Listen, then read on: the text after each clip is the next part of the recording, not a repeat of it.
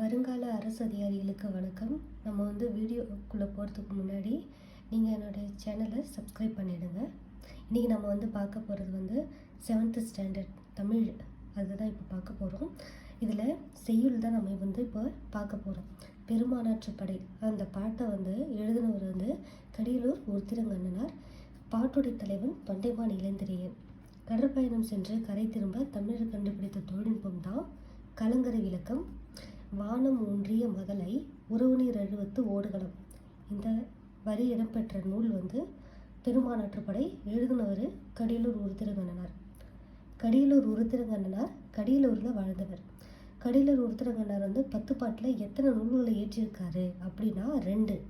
அது என்னென்னா பெரும்பானாற்றுப்படை, பட்டினப்பாலை. பெப்பர் ஞாபகம் வச்சுக்கோங்க.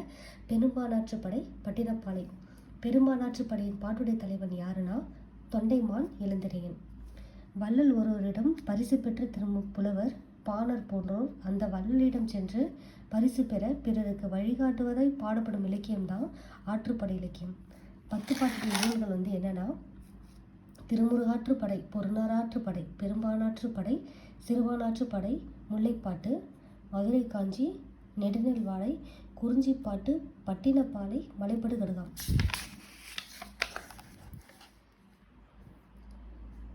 காற்றின் துணை கொண்டு கப்பலை செலுத்திய நம் முன்னோரின் திறத்தை சங்க பாடலில் அகநானூறு வழி அறியலாம்.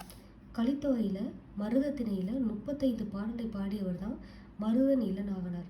கலித்தொகையில் மருதத்திணையில் 35 பாடல்களை பாடியவர் தான் மருதன் இளநாகனார். மருதன் இளநாகனார் மருதத்திணையில் பாடுவதில் வல்லவர். அதனால தான் மருதன் இளநாகர் என அழைக்கப்படுகிறார். 8 தொகை நூல்கள் ஒன்று தான் அகநானூறு. அந்த அகநானூறு 145 புலவர் பலரால் பாடப்பட்ட 400 பாடல்களை கொண்ட நூல் தான் அகநானூறு. அகநானூரில் மொத்த பாடல்களோட எண்ணிக்கை 400. நெடுந்தொகை என அழைக்கப்படும் நூல் எதுனா அகநானூறு. 8 தொகை நூல்கள் நற்றிணை, குறுந்தொகை, ஐங்குறுநூறு, பதிற்று 10, பரிபாடல், கலித்தொகை, அகநானூறு, புறநானூறு. வங்கூழ் அப்படின்ற ஒரு பொருள் அப்படி எதுனா காற்று. இதை 10 பாட்டில் நம்ம 3 பிரிக்கலாம். புறப்பாடல்கள், அகப்பாடல்கள், அகமும் புறமும் சேர்ந்த பாடல்கள்.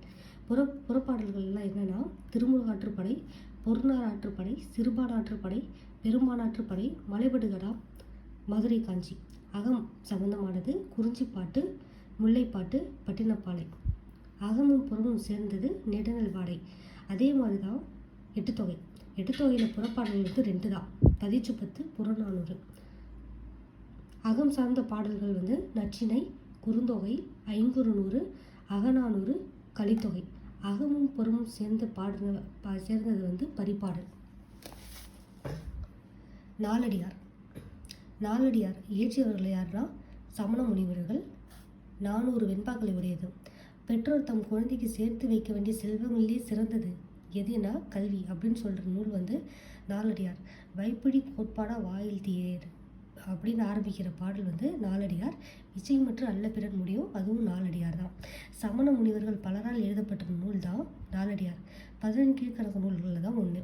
நாலடியார் 400 வெண்பாக்களை கொண்டது. எத்தனைனா 400 வெண்பாக்களை கொண்டது. இதோடைய வேறு பெயர்கள் என்னென்னா நாலடி 400, வேளாண் வேதம். திருக்குறளுக்கு இணையாக வைத்து போற்றப்படும் நூல் தான் நாலடியார். நாலடியார் திருக்குறளுக்கு இணையாக வைத்து போற்றப்படுவதை 4 சொல்லுக்குருதி என்ற தொடர்புள்ள வரையலாம். இங்கே 4ன்றது நாலடியாரையும் 2ன்றது திருக்குறளையும் சொல்லுது. திருக்குறள் போன்றே அறம், பொருள், இன்பம் என்னும் 3 பகுப்புகளை கொண்ட நூல் எதுனா நாலடியார். வெள்ளத்தால் அழியாது வெந்தனாரான் அந்த வரி இடம்பெற்ற நூல் தனிப்பாடல் திரட்டு. பொருள் தேடி ஒழுகிறீரே, அதுவும் தனிப்பாடல் திரட்டு தான். பாரதாசன் கவிதைகள் என்னும் தொகுப்பில் இருந்தால் தமிழ் பேரு என்னும் தலைப்பில் உள்ள பாடல் இன்பத்தமிழ் கல்வி. பாரதிதாசனோட பன்முக ஆற்றல் என்னென்னலாம் இருந்திருக்காருன்னா கவிஞர், இதழாளர், தமிழாசிரியரா. பாரதிதாசன் எழுதிய நூல்கள் என்னென்னா பாண்டியன் பரிசு, அழகின் சிரிப்பு, இசை அமுது, இருண்ட வீடு, குடும்ப விளக்கு, கண்ணகி புரட்சி காப்பியம். இதில் நம்ம மோஸ்ட்லி நிறைய புக்கு இதுதான் பாரதிதாசன் எழுதியிருக்காங்க அப்படின்னு நம்ம படிச்சிருப்போம். ஆனால் இதில் கண்ணகி புரட்சி காப்பியம், இசை அமுது இது நம்மளுக்கு புதிய செய்தியாக இருக்கும். கண்ணகி புரட்சி காப்பியம், இசை அமுது என்ற நூல்கள் எழுதினவர் யாருன்னா பாரதிதாசன். பாரதிதாசன் எழுதிய எந்த நூலுக்கு சாகித்ய அகாடமி விருது கிடைத்ததுன்னா விசிறாந்தியர் நாடகம். அது 1969 தான் சாகித்ய அகாடமி வாங்கியிருக்கு. இன்னலிலே தமிழ்நாட்டில் உள்ள அந்த பாடலை எழுதினவர் வந்து பாரதிதாசன். தூய்மை உண்டாக்கிடும் வீரமரம், அதுவும் பாரதிதாசன் தான். துன்பத்தில் கிடக்கும் தமிழ்நாட்டு மக்கள் அறியாமையில் தூங்கி கிடக்கிறார்கள். இத்துன்பம் நீங்க அனைவரும் இன்பத்தமிழ் கல்வி கற்றவர்களிடம் நிலை ஏற்பட்டால் வாழ்வில் துன்பங்கள் நீங்கிவிடும், நெஞ்சில் தூய்மை உண்டாக்கும் வீரமரம்னு கூறினவரும் பாரதிதாசன் தான். அடுத்து கலைப்படைப்பு அப்படின்னா அழகியலோட மானுடத்தையும் பேச வேண்டும். மானுட பண்பு கட்டாயமாக இருக்கணும். மானுடம் இல்லாத எந்த அழகும் அழகென்று மனிதன் கலக்காத எதிலும் உடுப்பில்லை என கூறுவோர் யாருன்னா தேனரசன். யாருடைய கவிதையில் சமுதாய சிக்கல்கள் வந்து எள்ளல் சுவையோடு வெளிப்படும்னா தேனரசன். தமிழாசிரியராக பணியாற்றியவர். தேனரசன் கவிதைகள் வந்து எழுதிய இதழ்கள் என்னென்னா வானம்பாடி, குயில், தென்றல். தேனரசன் எழுதிய கவிதை நூல்கள் மண்வாசல், வெள்ளை ரோஜா, பெய்து பழகிய மேகம். இந்த 3 நூல்களுமே தேனரசன் எழுதிய கவிதை நூல்கள் தான். தேனரசனோட பெய்து பழகிய மேகம் என்னும் நூலில் இருந்து எடுக்கப்பட்ட கவிதை தான் ஒரு வேண்டுகோள். அடுத்து இரட்டுற மொழிதல். எழுதுறவர் யாருன்னா காலமேகப்புலவர். ஒரு பாடலில் 2 பொருள் தோன்றும்படி பாடப்படுவது தான் இரட்டுற மொழிதல். சிலேடு என்று அழைக்கப்படுவது இரட்டுற மொழிதல். கட்டி அடிக்கால் கால் மாறி அப்படின்னு ஆரம்பிக்கிற பாட்டு வந்து இரட்டுற மொழிகள். எழுதுறவர் வந்து காலமேகப்புலவர். ஏற பரியாகுமே அப்படின்னு முடியும். அதுவும் இடம்பெற்ற நூல் வந்து இரட்டுற மொழிதல், காலமேகப்புலவர். காலமேகப்புலவரோட இயற்பெயர் என்னன்னா வரதன். இப்போ ஒரு கூற்று சரின்னு மாதிரி பார்ப்போம். வரதன் வந்து காலமேகப்புலவர்னு அழைக்கப்படுறாரு. ஏன்னா காரணம், மேகம் மழை பொழிவது போல கவிதைகளை விரைந்து வரதன் பாடினார். அதனால் காலமேகப்புலவர் எழுதின நூல்கள் என்னென்னா திருவானைக்காவல் உலா, சரஸ்வதி மாலை, பரபிரம விளக்கம், சித்திரமடல். காலமேகப்புலவர்களோட பாடல்கள் தனிப்பாடல் திரட்டு என்னும் நூலில் இடம்பெற்றுள்ளது. மாலை 2ஆக பிரிக்கலாம். மலர் மாலைன்னு நாம் நினச்சிக்கலாம். அந்தி மாலை பொழுது, அந்தி பொழுது, அதையும் மாலைன்னு தான் சொல்லுவாங்க. தமிழர்கள் அடுத்து 3வது டம்ல விருந்தோம்பல். தமிழர்களின் பண்பாட்டு குரலில் முதன்மையானதுன்னா விருந்தோம்பல். பாரியின் புதல்வியர் பாணர்களுக்கு புதுமையாக உணவு சமைத்தளித்த செய்தியை கூறும் பாடல் பழமொழி 400. மாறியொன்று இன்றி வாழ்ந்திருந்த ஒன்றாக முன்றிலோயில் அப்படின்னு அந்த பாடல் வரி இடம்பெற்ற நூல் பழமொழி 400. ஒன்றாக முன்றிலோயில் என்பதோட பொருள் என்னன்னா ஒன்றுமில்லாத வீடு எதுவும் இல்லை. பழமொழி 400ஓட ஆசிரியர் யாருன்னா மூன்றுரை அறையனார். எந்த நூற்றாண்டுனா 4ஆம் நூற்றாண்டில் எழுதியிருக்காங்க. மூன்றுரை அறையனார் வந்து சமண சமயம். பழமொழி 400 பாடல்களை கொண்டது. ஒவ்வொரு பாடலோட இறுதியிலும் ஒரு பழமொழி இடம்பெற்றதால தான் இது பழமொழி 400னு பெயர் பெற்றது. உலகின் பல வகையான தொழில்களில் முதன்மையானது உழவு தொழில்.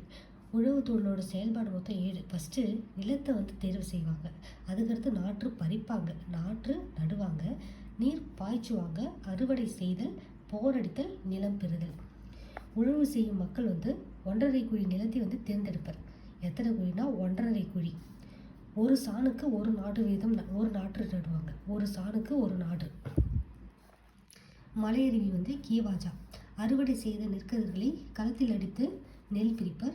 நெல் தாளில் எஞ்சியிருக்கும் நெல்மணிகளை பிரிப்பதால் மாடுகளை கொண்டு மிதிக்க செய்வதுதான் போரடித்தல். நாட்டுப்புறங்களில் உழைக்கும் மக்கள் தங்கள் களைப்பு தெரியாமல் இருக்க பாடும் பாடல் தான் நாட்டுப்புற பாடல். வாய்மொழி இலக்கியம் என அழைக்கப்படுவது நாட்டுப்புற பாடல். பல்வேறு தொழில்கள் குறித்த நாட்டுப்புற பாடல்களை மலையருவி என்னும் நூலாக தொகுத்தவரையான கீவாஜா. உள்ள தூய்மையோடு நன்னெறியில் நடப்பது சான்றோரோட இயல்பு. இறை வழிபாட்டில் சடங்குகளை விட உள்ள தூய்மை முதன்மையானது. வையம் தகலியா வார்கடலே. இது வந்து பாடினவர் வந்து பொய்கை ஆழ்வார். இந்த வரி வந்து உருவ அணி. பொய்கை ஆழ்வார் வந்து காஞ்சி திருவேற்கால பிறந்திருக்காரு. இடராயி நீங்குகவே அப்படின்னு முடியும். பொய்கை ஆழ்வார் தான் பொய்கை ஆழ்வார். பொய்கை ஆழ்வார் வந்து எங்கே பிறந்தார்னா காஞ்சி திருவேற்கால. நான் ஷார்ட்டாக இங்கே எழுதியிருக்கேன். காஞ்சிபுரம் அடுத்து திருவேற்காடில் பிறந்தவர் தான் பொய்கை ஆழ்வார். 4000 திவ்ய பிரபந்தத்தில் முதல் திருவந்தாதி எழுதினவர் யாருன்னா பொய்கை ஆழ்வார். அன்பே தகலியா ஞானத்தமிழ் புரிந்த நான். அன்பே தகலியான்னு ஆரம்பிக்கும். ஞானத்தமிழ் புரிந்த நான் பாடலை பாடியவர் வந்து பூதத்தாழ்வார். இது வந்து நான் என்ன ஞாபகம் வச்சுக்கிட்டேன்னா சென்னை மாமா அன்பு ஞான் அப்படின்னு சொன்ன மாதிரி ஞாபகம் வச்சுக்கிட்டேன். சென்னை மாமல்லபுரத்தில்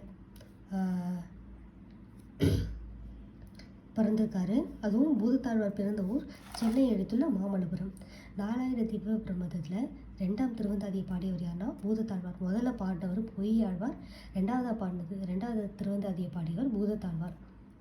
அதுக்கடுத்து ஒரு பாடலோட இறுதி எழுத்தோ அசையோ சொல்லோ அடுத்து வரும் பாடலுக்கு முதலாக அமைத்து பாடுவது தான் அந்தாதி.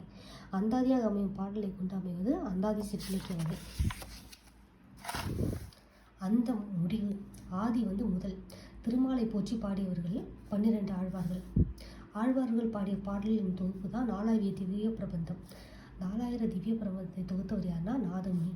முதல் ஆழ்வார்கள் பொய்கை ஆழ்வார், பூதத்தாழ்வார், பேயாழ்வார். அடுத்து அறநெறிச்சாரம். அறநெறிச்சாரம்ல மொத்தம் 225 பாடல்கள் உள்ளது. 13ஆம் நூற்றாண்டு. எதனையுமே எளிதில் கற்றுக்கொள்ளும் பருவம் தான் இளமை பருவம். வாழ்க்கை முழுவதும் பயனளிப்பது இளமையில் கற்ற கல்வி நற்பண்பு. இன்சொல் வெளியிலரா ஈதலே பைங்கூர் சிறுகாலை செய். பாடினவர் முனைப்பாடியார். அறநெறிச்சாரத்துடைய ஆசிரியர் முனைப்பாடியார். இனிய சொல் தான் விளைநிலம், ஈகை விதை, வன் சொல்ல கலை, உண்மை பேசுதல் தான் எரு, நீர் அன்பு, நிறைய அன்பு அப்படின்னு கூட ஞாபகம் வச்சுக்கலாம். அறம் கதிர். அறநெறிச்சாரம் 225 பாடல். முனைப்பாடியார் அவர் ஒரு சமண புலவர், 13ஆம் நூற்றாண்டு, திருமுனைப்பாடி வகை சேர்ந்தவர். இவர் இயற்றிய நூல் என்னன்னா அறநெறிச்சாரம். அறநெறிகளை தொகுத்து கூறுவதால் அறநெறிச்சாரம்னு பெயர் பெற்றது. அடுத்து இயேசு காவியம், மலைப்புழுவு, கண்ணதாசன். இயேசு காவியம் எழுதினவர் யாருன்னா கண்ணதாசன். காவியா கண்ணு, காவியம் இயேசு காவியம் கண்ணதாசன். எல்லோரிடமும் அன்பு காட்டி அமைதியை வாழ்வில் நெறியாக கொண்டு வாழ்ந்தால் உலகம் வேறுபடியும்னு கூறும் நூல் இயேசு காவியம். வாயும் வயிறும் ஆசையில் விழுந்தால் பாடினவர் கண்ணதாசன். அது எதுலன்னா இயேசு காவியம். இதயம் மலையளவு இயேசு காவியம். பேறு பெற்றவர்கள் இறக்கமுடையோர், சாந்தம் என்னும் அமைதியான பண்பு கொண்டவர், அறம் என்கிற ஒன்றினை நம்பிய பிறகு சண்டையில் நீங்கி உலகம் அமைதியாகிவிடும். கண்ணதாசனுடைய இயற்பெயர் என்னன்னா முத்தையா. கண்ணதாசன் தமிழக அரசவை கவிஞராகவும் இருந்திருக்காரு. கண்ணதாசனோட சிறப்பு பெயர் கவியரசு கண்ணதாசன். இயேசுவின் வாழ்க்கை வரலாறையும் அவரது அறிவுரைகளையும் கூறும் கண்ணதாசன் எழுதிய நூல் தான் இயேசு காவியம். நாம் யார், நம் ஆற்றல் என்ன என்பதை உணர்ந்து கொண்டால் வாழ்க்கை எளிதாகிவிடும் என அன்றைக்குத்தான் அம்மா காக்காவிற்கு கவிதை மூலமுழுக்கோட ஜெய பிருந்தா எழுதிய கவிதை நூல்கள். மழை பற்றிய பகிர்ந்தல், வீடு முழுக்க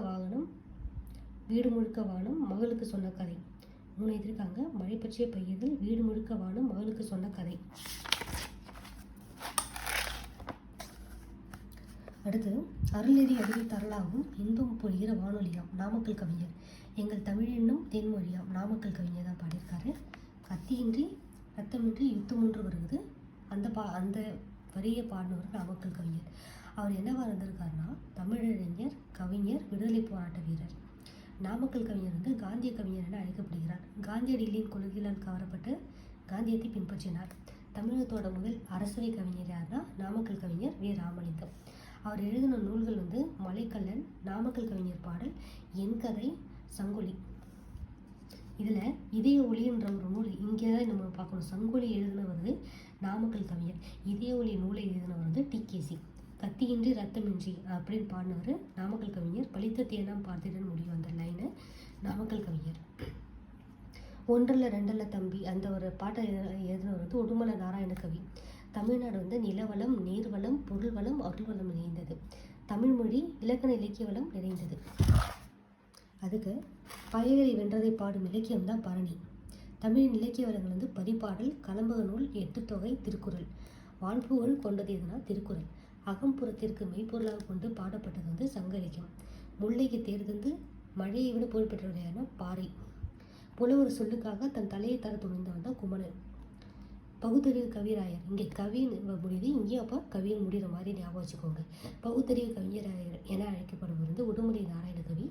அவர் என்னன்னா திரைப்பட பாடலாசிரியர், நாடக எழுத்தாளர். தனது பாடல்கள் மூலம் பகுத்தறிவு கருத்துக்களை பரப்பியவர் யாருன்னா உடுமலை நாராயண கவி. நாட்டுப்புற இசையின் எளிமையை கையாண்டு கவிதை எழுதினவர். நாட்டுப்புற இசையை கையாண்டு இசையோட எளிமையை கையாண்டு கவிதை எழுதியவர் தான் உடுமலை நாராயண கவி. இங்கே இன்னொன்னையும் கவனிச்சுக்கணும். 6வதுல நம்ம படிச்சிருப்போம். எளிய தமிழில் சீர்திருத்த கருத்து வலியுறுத்தி பாடியவர் பட்டுக்கோட்டை கல்யாண சுந்தரம். சீர்திருத்த கருத்து உழைப்பாளர் உயர்வுள்ள போற்றி பாடியவர் யாருன்னா பட்டுக்கோட்டை கல்யாண சுந்தரம். அதுக்கடுத்து ஒரு நாட்டின் வளம் அந்நாட்டின் மொத்த நிலப்பரப்பில் அமைந்துள்ள காடுகளின் அளவை பொறுத்த மதிப்பிடப்படுகிறது. பச்சை மயில் அடிக்கும் எங்கும் திரிகுமடி கிளியே இயற்கை விடுதியிலே. இந்த பாட்டை பாடினவர் யாருன்னா சுரதா. கிளிக்கணி பாவையில் இருக்கும் இது. சுரதாவோட இயற்பெயர் வந்து ராஜகோபாலன். பாரதிதாசன் மீது பற்று கொண்டு தன் பெயரை வந்து சுப்புரத்தினதாசன் மாற்றிக்கிட்டாரு. ஓமை கவிஞர் தான் சுரதா. ஓமை கவிஞர்னு அழைக்கப்படுவது யாருன்னா சுரதா. ஓமைகளை பயன்படுத்தி கவிதைகள் எழுதுவதில் வல்லவர் என்பதால் சுரதாவை வந்து ஓமை கவிஞர் எனவும் அழைக்கப்படுகின்றார். சுரதா எழுதிய நூல்கள் அமுதும் தேனும், தேன்மழை துறைமுகம். அமுதும் தேனும், தேன்மழை துறைமுகம். பச்சை மேல் அடிக்கும் பாடல் பாவகியன கிளிகனி. இது எங்க இருக்குன்னா இயற்கை எழில் என்ற பகுதியிலிருந்து எடுக்கப்பட்டது. கிளியின் மொழி போன்ற இனிய சொற்களை பேசும் பெண்ணை நோக்கி கூறுவதாக இனிய சங்கத்தில் பாடப்பட்ட இசைப்பாடல் வகைதான் கிளிக்கனி. காட்டை குறிக்கும் வேறு பெயர்கள் மொத்தம் 30 இருக்கும். கா, கால், கானகம், அரவி, அடவி, அரண், ஆரணி, பொதி, மொழி, அரில், அனல், பதுகை, கடையம். இதெல்லாம் கொஞ்சம் சிலதான். நெஞ்சில் உரம் முன்னின்றி நாளில் மரப்பாரடி. இப்போ யார் பாடினாங்கன்னா பாரதி. கிளிக்கண்ணின்றது வந்து ஒரு இசைப்பாடல் வகை. அப்படியே நிற்கட்டும் அந்த மரம் பாடினவர் வந்து ராஜமார்த்தாண்டன். நிலமடந்தைக்கு இயற்கை சூட்டிய மணிமகுடம் வந்து மரம். ராஜமார்த்தாண்டன் வந்து கவிஞர், இதழாளர், கவிதை திறனாய்வாளர். கொல்லிப்பாவை என்ற சிற்றிதழை நடத்தியவர் யாருன்னா ராஜமார்த்தாண்டன். ராஜமார்த்தாண்டனோட தமிழ் வளர்ச்சித்துறை பரிசு பெற்ற நூல் தான் ராஜமார்த்தாண்டன் கவிதைகள். சிறந்த தமிழ் கவிதைகளை தொகுத்து கொங்குத்தேர் வாழ்க்கை எனும் தலைப்பில் நூலாக்கியவர் யாருன்னா ராஜமார்த்தாண்டன். அவர் எழுதிய நூல்கள் தான் கொங்குத்தேர் வாழ்க்கை, அப்படியே நிற்கட்டும் அந்த மரம், கொப்புகள் விளக்கி அப்படின்ற லைன் வந்து எழுதுனவங்க யாருன்னா கலாப்ரியா. குழந்தை வளர்ந்ததுன்னு முடியும் கலாப்ரியா. அதுக்கடுத்து நாட்டை காக்க போர்க்களம் செல்வதை முதன்மையான கடமைகள் உண்டாக்குவதில் தான் தமிழர்கள். சங்ககால மக்களின் வீரத்தை கருப்பொருளாக கொண்டு பாடப்பட்டது வந்து சிற்றில் நற்றும் பற்றி நின்மகன். இந்த பாடலில் பாடினவங்க யாருன்னா காவற்பண்டு. எந்த நூலில் புறநானூறு. இன்ற வயதுவோ தோன்றனமாவதோ போர்க்களத்தானே முடியும். பாடினவங்க வந்து காவற்பெண்டு, புறநானூறு. கோப்பேறு நற்கிள்ளி. இங்கே எரு வரும், இங்கே காவற்பெண்டு. நற்கிள்ளியோட செவிலித்தாய் தான் காவற்பெண்டு. புறநானூற்றில் எத்தனை பாடல் பாடியிருக்காங்கன்னா 1 தான் பாடியிருக்காங்க. புறநானூறு வந்து 8 தொகை நூல்களில் 1. பண்டைய தமிழ் மக்களின் வாழ்க்கை முறை, பண்பாடு, வீர முதலியவற்றை வெளிப்படுத்தும் நூல் புறநானூறு. கதை தழுவிய நிலையில் அமையும் பாடல் தான் கதைப்பாடல். பணமாலை தொகுத்து வெளியிட்ட நூல் வீரபாண்டிய கட்டபொம்மு கதைப்பாடல். நீர்நிலையில் நீர் குடிப்பது பசு, புலி. வீரம் மிகுந்த நாடு, பாஞ்சாலங்குச்சியின் முயல் எதை விரட்டும்னா நாயை. இதோட நம்ம 7வதுல செய்யுள் நம்ம பார்த்துட்டோம்.